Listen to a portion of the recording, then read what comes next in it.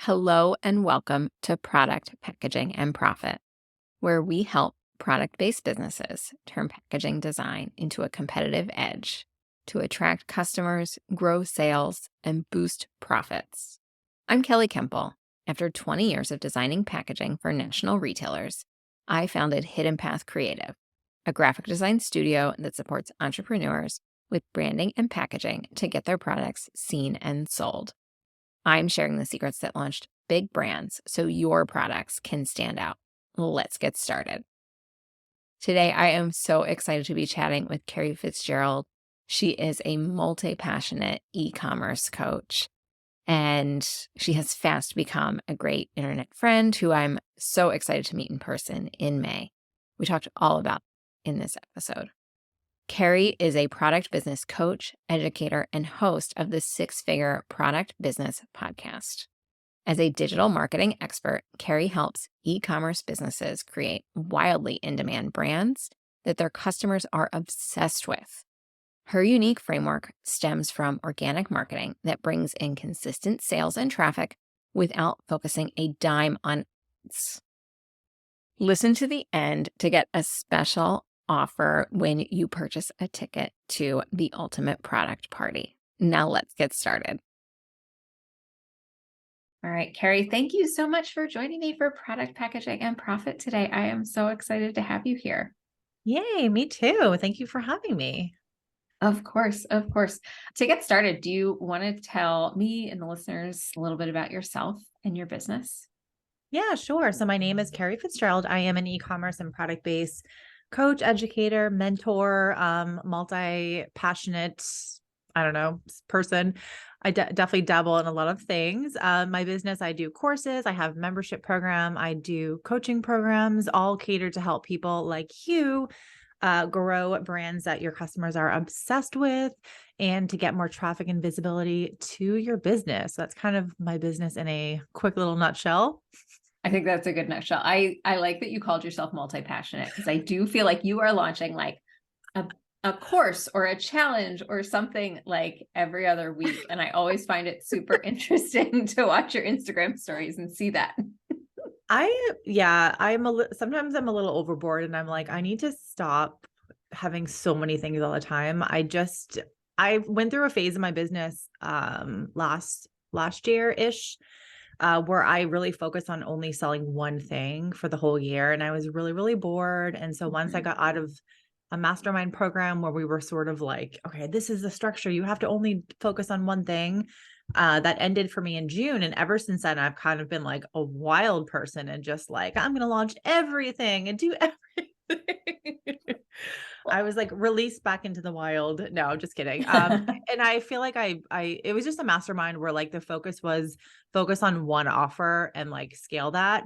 And it just didn't quite work for me. So I think I felt very repressed after that year. And I was like, I just want to do a lot of fun things because I'm someone who is multi-passionate and I like to just do things that feel very intuitively like aligned for me. And unfortunately, that's a lot of things. So Well, like I said, I think it's pretty great. I do think that's one of the benefits of being an entrepreneur, right? Like you have an idea, you can go after it, you can make it happen.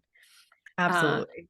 So before we get into more of your offers and what you have going on, you used to have an e-commerce business before you became an educator, mentor, coach. What inspired you to pivot from running your own e-commerce business to becoming that mentor, coach, educator? Yeah. So I had the business called the Dapper Dog Box for 3 years and I decided to sell it. So I sold it in 2019 and I was like, woohoo, I can have balance in my life. No, I'm just kidding, but not really kidding. I spent like my whole life shipping packages and living at the post office and just working, 24/7.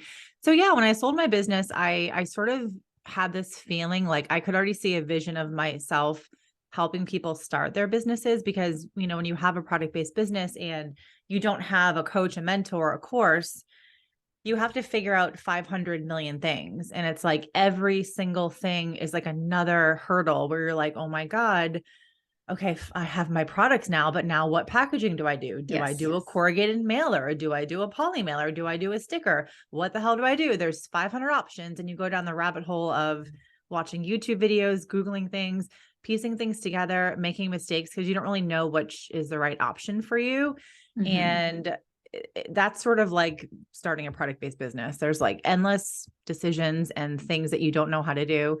And I kind of was like, I want to help people cut through all that crap and just help them launch a business quickly and not waste money like I did, wasting money on like, paying a website designer who I spent $2,000 and all he did was like put some colors on a page. It was awful. Mm. So I kind of knew I wanted to do that. I took a bit of Yeah. time off after I sold my business, and I was actually trying to get a corporate job because I thought like I had just had a baby when I first started my business, and I, worked a lot, and I was like, I feel like I need balance in my life. And so I was trying to get a corporate job. It didn't work out. And then I was like, I'm going to, I'm going to create a course. And so I created a subscription box course that taught people how to start and launch a subscription box business.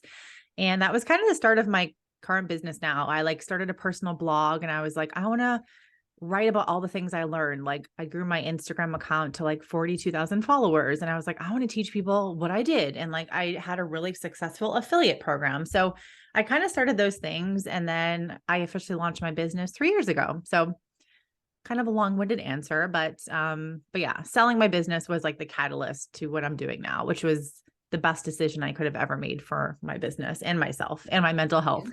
Yes, yes. And I'm kind of glad you didn't wind up in corporate. I pivoted from corporate to this, and I don't know. I think it's always the grass is greener, right? Like that there's balance over there, but we kind of have to make it because I don't know. Corporate sometimes doesn't provide that balance. No. And I came from that background too. Yeah. I worked in international education, and I worked in marketing and sales for 10 years, more than that actually. So like I knew that kind of lifestyle, but I think when you go from having your own business and like there is no 9 to 5. No. There's like crack of dawn till midnight or however many hours you can work in a day. And like there's no one to tell you, hey, Kelly, go home, Right. shut your laptop. It's 5 p.m. Like that whole, 5 p.m. my laptop closes. I still don't do that. I still struggle with balance every single day. But yeah, I'm glad I didn't get the job either. And in hindsight, I was like, why is everyone rejecting me? I think it was just like, I was not meant to do.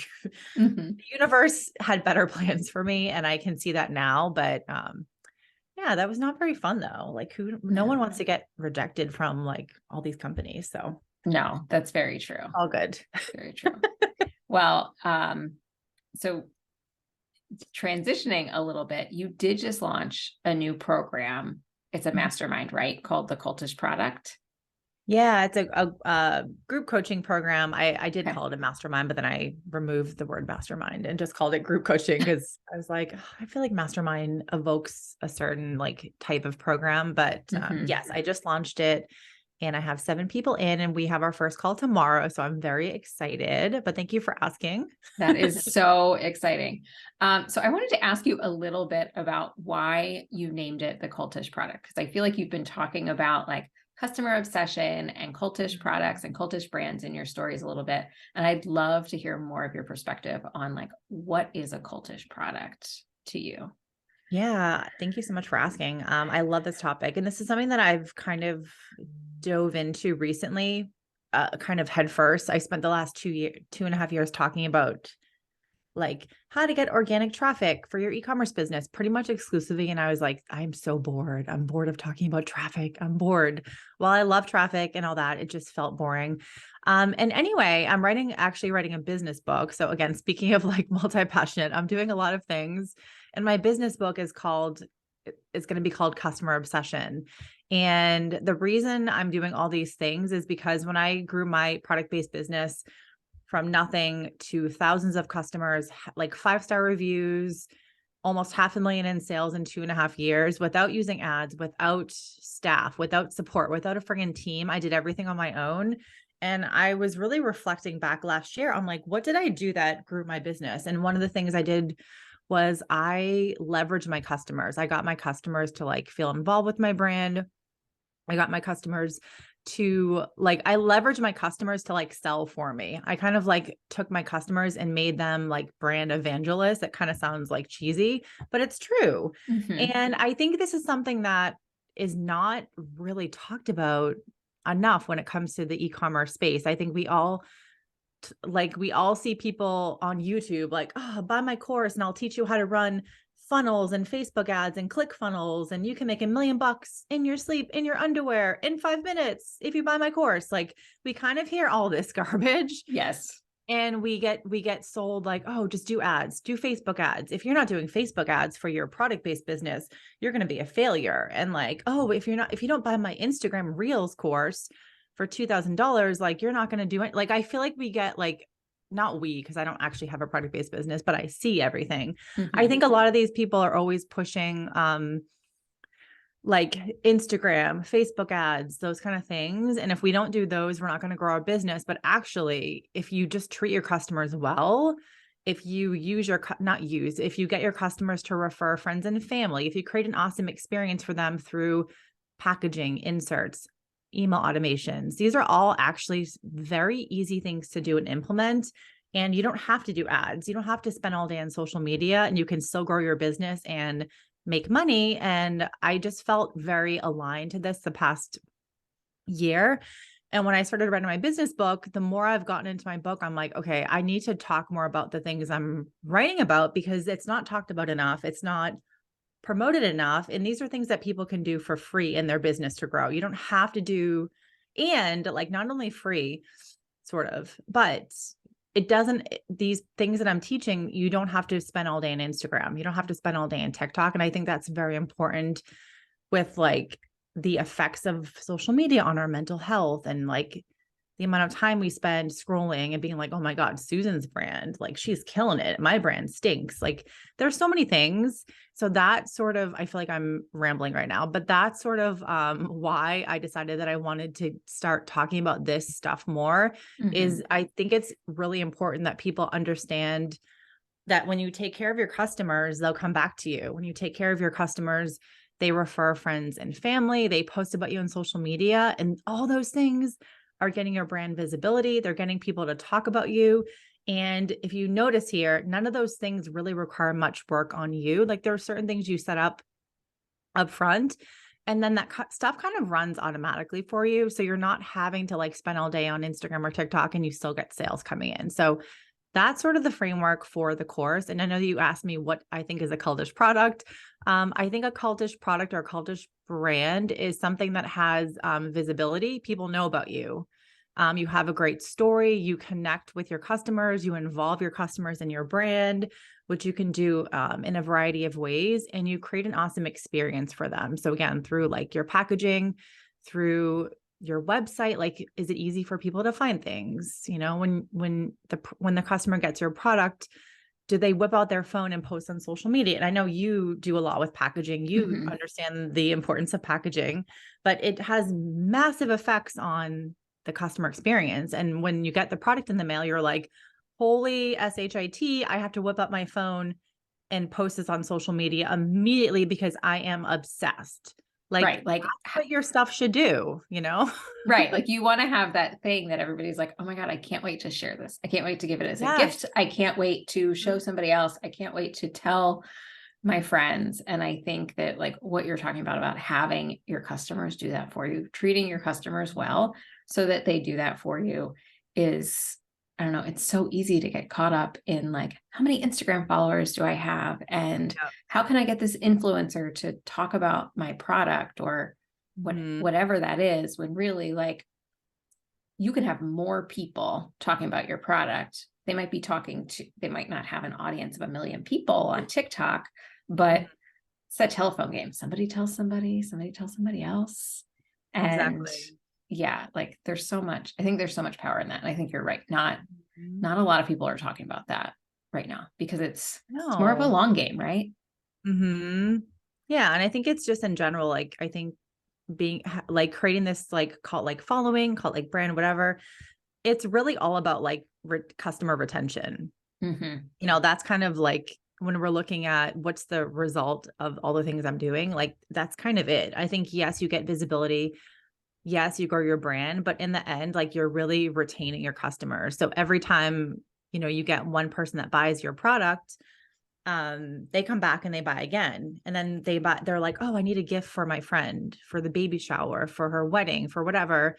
Like your brand comes top of mind. And then every time someone gifts something, that's another opportunity to get in front of those people's audiences. So it's kind of like the whole thing will help you retain customers. And of course, like do all the other things.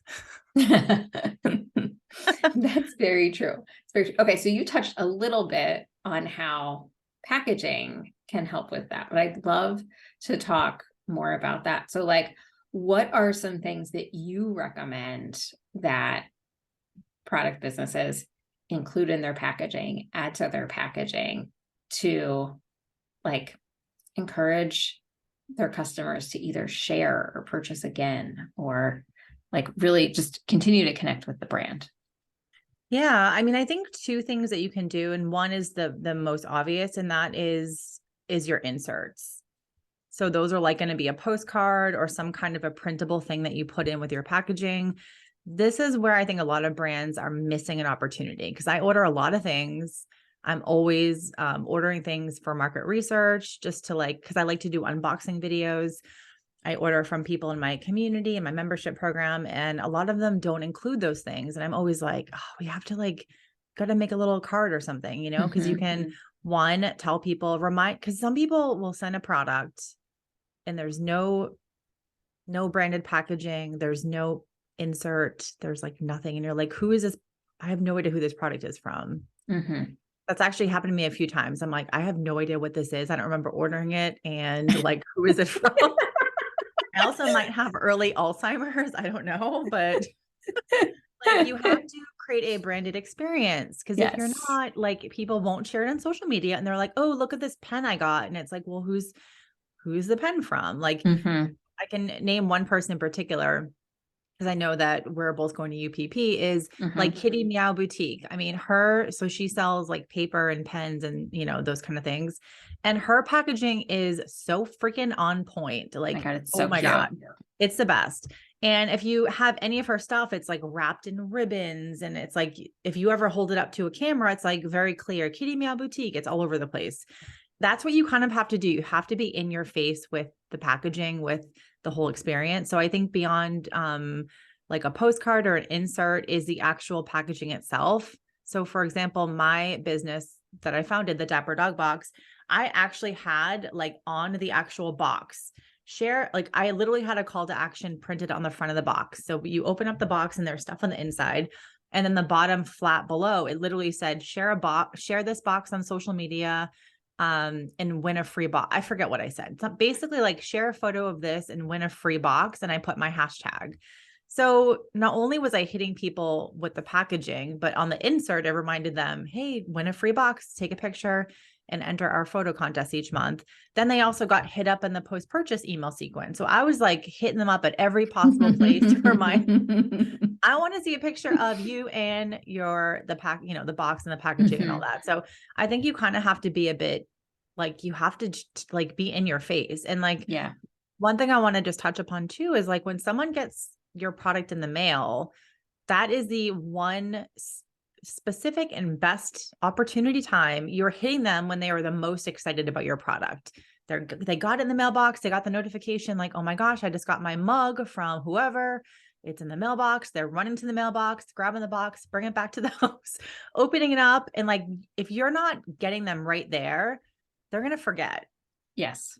So when someone opens up the product, that's the time to remind them, hey, we want to see an unboxing of this. We want to see a picture of your coffee mug with your favorite beverage. Take a picture right now. Go make yourself a drink. No judgment from us. So you have to kind of be in your face about your packaging and asking the customer to do things for you. I think we're always afraid to ask. Yeah. We're afraid to ask for the sale. We're afraid to talk about our product. We're afraid to do blah, blah, blah. But just ask them. If you don't ask them, they won't do it for you. Right. Yeah. You kind of have to prompt people a little bit. And if they don't want to do it, they won't do it, but they're not going to be offended that you asked them. They're just going to say, it's just not for me. But I also think, when you're talking about the Dapper Dog business that you had and making sure that you had that branding on the outside of the box, I know that like those shipping boxes can always be a cost for businesses. Yep. But at the same time, we're such visual, like as human beings, we take in so much information visually. That's like where we remember things the most. Color's like one of the most memorable elements that you have. So even if you got a tape with your brand color and your logo on it, if you can't do the whole box, like you're still adding to that memorability, which just adds to that top of mind that you're talking about, which is like really, really what you want. So I love that recommendation of like making sure that you're getting some sort of branding on the outside of the box and some sort of call to action to ask people to share it. Yeah. And I also think too, like make sure you put your information on if you do like a printed insert, remind people what your Instagram handle is or your TikTok handle. Don't assume that they know. Because sometimes too, like when you go to search for a brand and it's not like on Instagram, I don't know if it's always been like this, but if it's not the exact, like, oh, you didn't put this space in, it's like, oh, the account doesn't exist. Right. It doesn't show up and then you've lost somebody's And then attention. so you don't know, like you might think, oh, they don't have Instagram or something. I don't know. So like, just as a reminder, make sure you put like your website, your handle, because people don't know and people are lazy. They don't always want to search for it. So make it idiot proof. You have to idiot proof everything. Right. Just make it easy. Like people like things that are easy. They'll do it if it's easy. If it's hard, they won't do it. But oh man. Yeah. And I also think that like we like as business owners, we get so used to like seeing our own information too. Right. So it's like, oh, I don't necessarily want to put my logo on that again, or, I don't want to repeat that, but our customers aren't seeing things every day that we're seeing. Like they're looking at your brand when they're ordering, and then they're seeing it again when they get their product. They may not necessarily have seen it in between unless you sent like an email in between. You've seen it every day, but you can say it again. Yeah. That's exactly true. I feel like you can never say your brand name enough or show it. No. So put it on there an extra time, people. All right. So you mentioned UPP, Ultimate Product Party. We are both going to be there in Nashville in May. I'm so excited. Finally get to meet in person. Yeah, I'm excited. So what are you going to be chatting about in Nashville? So I'm talking about how to create a cult-like following. Love it. So, yeah, it's like my thing of 2023, and I'm all in. You're all in. Love it. What about you? I am going to be talking about big brand secrets. So before I started my business, I worked in-house for 2 different retailers doing branding and packaging for private brands. So I'm going to be, I love that. So I'm going to be sharing some of those like inside retail secrets that I bring to my clients. So it should be pretty fun. Which were who did you work? Are you allowed to say who you worked? Oh yeah. I say it all the time. I worked for Dick's Sporting Goods for 8 years doing branding and packaging for all sorts of sporting goods, a lot of golf stuff, like golf balls and golf equipment, which is really fun because they let you use all the foil materials for the golf ball packaging. And and then I worked for Kohl's for 10 years doing branding and packaging there. Okay. Wow. That's so cool. I didn't know that. I love that. Yeah.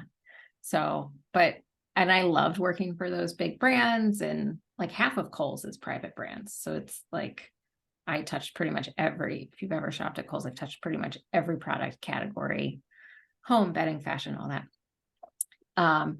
But like all the real product innovation is happening with the small product businesses. So this is so much more exciting to me because I get to work with product businesses that have like much more innovation in their business, really cool products, really cool stories, but I can help them get their products ready for retail to get into the retailers, which is, so anyway, so I'll be sharing some of those secrets at ultimate product party. Oh, I'm excited. Are you doing a round table or the I forget what the other thing is called. What's it called? I I'm doing Do the you know what I'm talking shortest. Yes, I'm doing the about? shortest one, which I think is a round table. Okay. Which one are you doing? Breakout. It's a breakout. That's what it is. I Oh, forgot. I'm doing a round table. Yeah, I'm doing a round table too. Okay. I hope Okay, like cool. we can see other people's, because I remember last year I didn't get to sit. I think I got to sit in one other session and I was like, I want to sit in like all these cool sessions, and I had to do my own sessions. So I hope so too. I just keep looking at the list and I'm like, oh, that looks really interesting. That looks really interesting. yeah. What are you excited to see at Ultimate Product Party? Like, is there another speaker, is there a topic that you're interested in? Um, I don't know. I mean, yes, but I feel like I like everything as long as it doesn't have to do with tax or accounting. Like I'm into it. I don't like anything with accounting.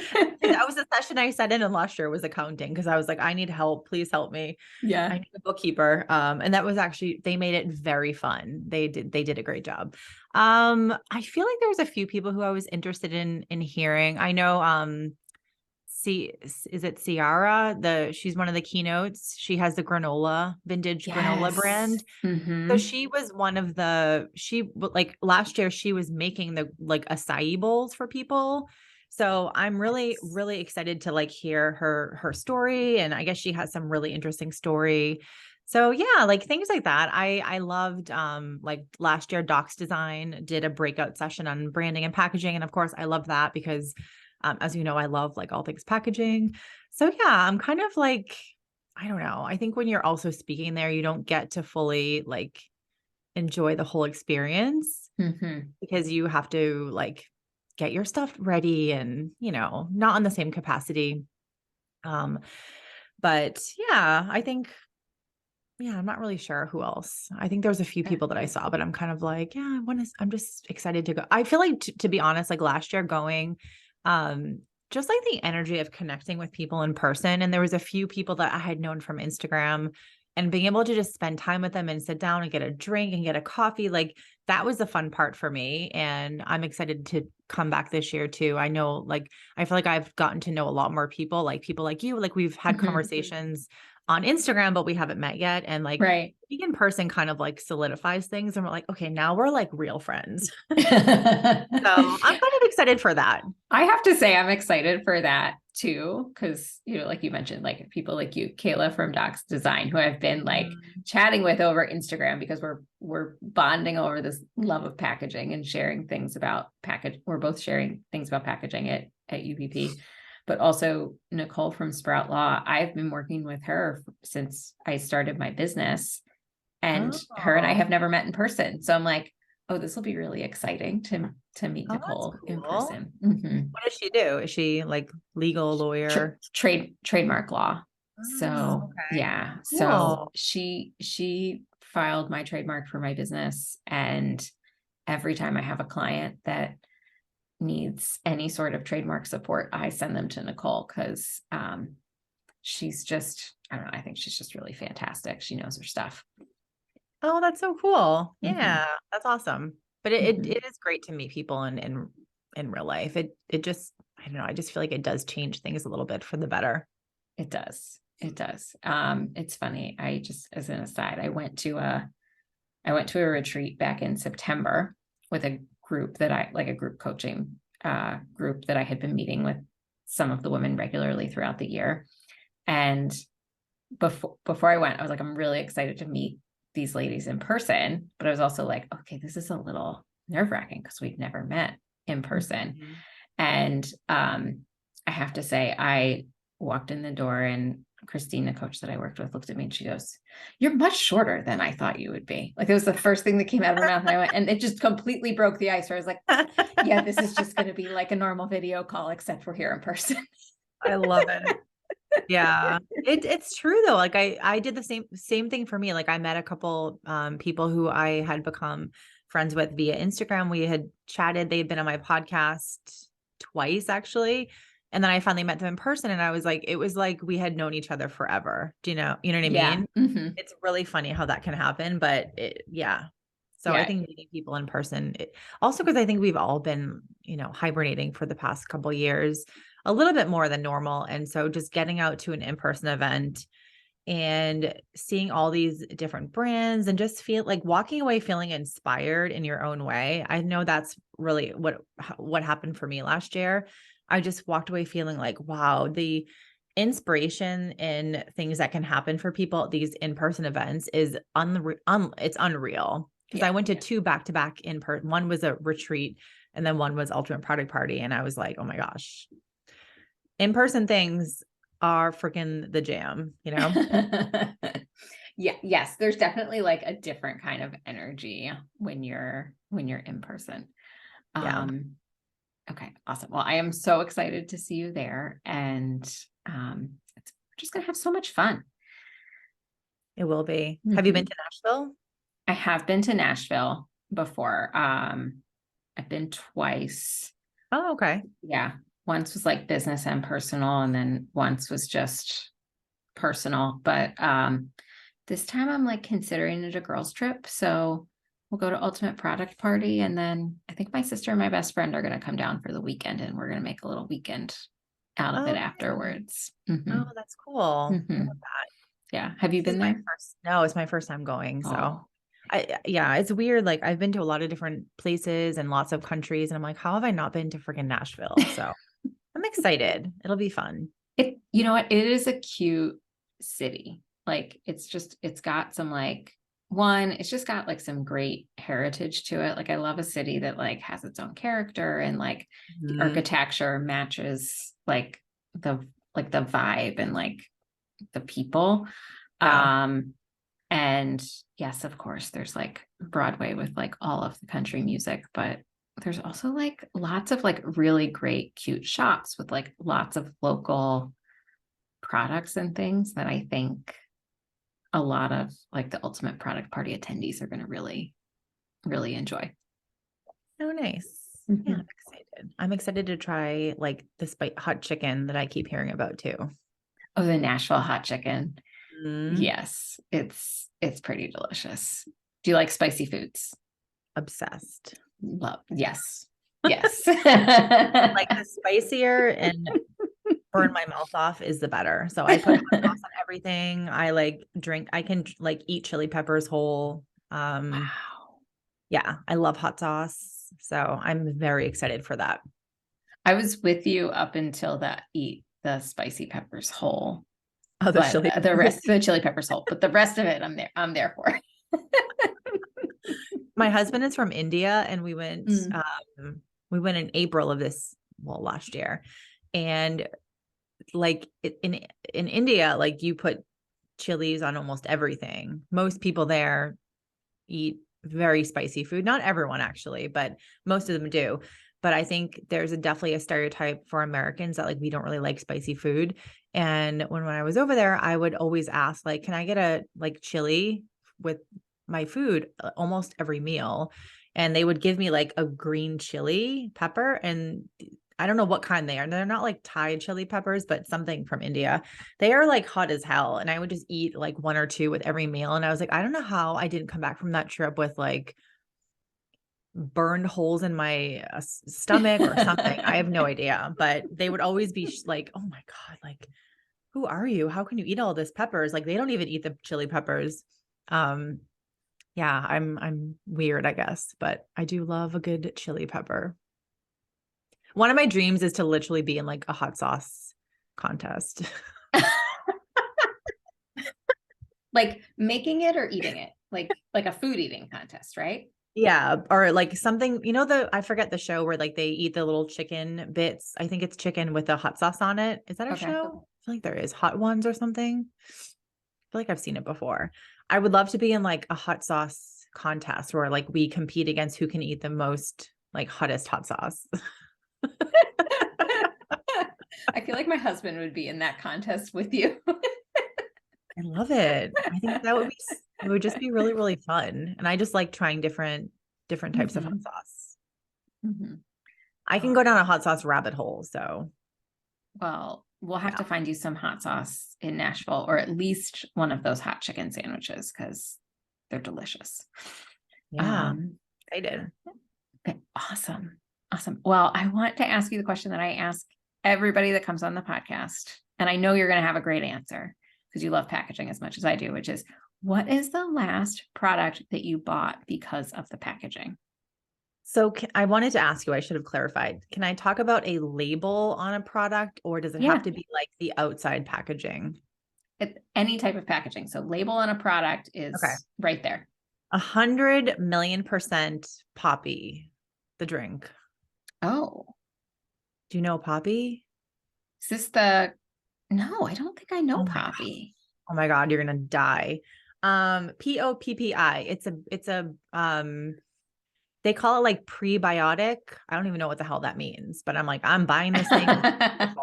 Prebiotic like drink. So it's kind of like a soda water with prebiotic stuff in it. I don't know. Honestly, if you look at the ingredients, it seems like they just put apple cider vinegar in with a bunch of other crap and they call it prebiotic. But the package, like, yeah, I'm obsessed. I bought 3 different of the colors, and I have never seen anything just going into like a Whole Foods or grocery store where like the product pops off of the shelf and everything around it just feels bland and vanilla compared to Poppy. I think they have, and honestly, the packaging is like, if you're looking at it, it's not like anything super complex. It's just like the big, like I'm looking at a can right now on my desk. I have the strawberry lemon drink, and it's just like a red can with a big bright yellow strawberry on it. And it's actually quite simple, but like between the font, the like Poppy font, which is white, and then like the actual like fruit on it, that just the contrasting, very dominant colors. I mean, I've never seen anything like it, and I'm obsessed. I had to Google it, and I'm on their website right now, and it is gorgeous. Because you're right, it's very simple. Like they were very restrained in terms of like what they put on the can. Because it's so easy to put like a gazillion things on a label and like, list out everything. But they've just got this beautiful, huge graphic of whatever the flavor is, whether it's a raspberry or a lime or an orange or the strawberry, and these like really poppy colors. Poppy. Like, yeah. I'm with you. I'm not so sure I understand the prebiotic. I know. I was like, is that like probiotic? I don't understand the difference. But if you look at the ingredients, it literally just seems like they just add apple cider vinegar to a drink. I'm like, how is that revolutionary? But I don't know. No judgment. I mean, they're really famous now because they were on Shark Tank and they got a deal. I believe they got a deal from Shark Tank. So of course that will catapult a brand, but they are now in Whole Foods. They are in, I feel like I have another one that I want to mention. Can I give you 2 or? Yeah. Okay. Another brand that I really love is Cool House, the ice cream brand. And I literally just posted about them today on my Instagram. They have so one time I have this shop in my town called Metropolitan Market. It's kind of like a boutique-y grocery store, which I love. And I was like, I want to start recording some videos for content on like the 5 best ice cream brands from like a grocery store or something. Just like stupid things that make me happy that like, I don't know if anyone cares about. I feel like you care about, but there are things I just enjoy doing. And so I went in there and I was looking at the different ice cream brands and I was like, oh my God, like I really like this Cool House one. Yeah. But then I read about them and I read their story, and they have the coolest story I've ever heard in my whole life of any business. But I think their packaging is really fun. Yeah. It's like, it's just kind of funky and fun. And yeah, so I really like that one too. Yeah. Like their illustrations I would say they're like a little 70s inspired. Exactly. Like retro. Yeah. Yes. But then like, they've layered in some photography of their ice cream and their colors are fun. But like, yes, the packaging itself is just like, it's just very vibey and fun. It's so fun. I love them. And if you read their story, it's like, they're basically like in a quick nutshell. I know we probably have to pop off. So it was founded by 2 girls. I think they lived in like LA or something. And they bought a old postal truck van off Craigslist they had it towed to a Coachella music festival because I guess the truck was broken down and they towed it. They decorated it as an ice cream truck. And like I don't know exactly what they did at Coachella, but basically after that, the brand like went viral and now it's like they're sold in like 6,000 Whole Foods and all these different stores. And yeah, and they have a lot more to their story, but it's like such a cool brand. I'm obsessed with them. Yeah, no, this looks really cool. And I have to say, if I had seen this in my local grocery store, I would have picked it up right away. In fact, I feel like I need to go find it locally now to get it. Yeah. Thank you for sharing both of those. They're amazing examples. I feel like I have a lot of examples of things I buy just because the packaging looks great, which is a lot of my purchases. So yeah, I love it. Same. I just ordered 2 gifts for my nieces because I'm like, this packaging is amazing. They're gonna love this like little novelty body soap. And if they don't, they can give it back to me because the packaging is really cute. Yes, gotta have good packaging, people. Exactly. Gotta hire Kelly to do your packaging. And then hire Carey to help you market your business and retain your customers. All right. So Carey, on that note, where can everybody find you? So you can find me on my website, kerriefitzgerald.com, and that's Kerrie. And you can also find me on Instagram, kerrie.a.fitzgerald, and be sure to say hello. And I have a podcast and YouTube, but you can pretty much find everything on my website or on my Instagram. So yeah. Fantastic. Thank you so much for joining me today. And yeah, everybody go check Carey out. Thank you so much. It was so fun to chat with you. Thanks for having me. If you want to join me, Carey, and all of your soon-to-be business besties at the Ultimate Product Party, head on over to hiddenpathcreative.com/UPP. You'll find a link to order your ticket. And when you get your ticket using my affiliate link, I'll also give you free access to the packaging field guide. The packaging field guide is my step-by-step process for sourcing profitable packaging, and it includes my supplier directory with over 50 printers, as well as everything you need to choose the right print partner for your business. Thank you for listening to Product Packaging and Profit, a podcast for product entrepreneurs looking to level up with packaging. We hope you'll join us next time to hear more about how packaging can help propel profitable product businesses. If you enjoyed this show, please rate and review us wherever you're listening, and be sure to come back next time. Until then, this is Kelly Kemple of Hidden Path Creative. And don't forget, what's on the outside matters too.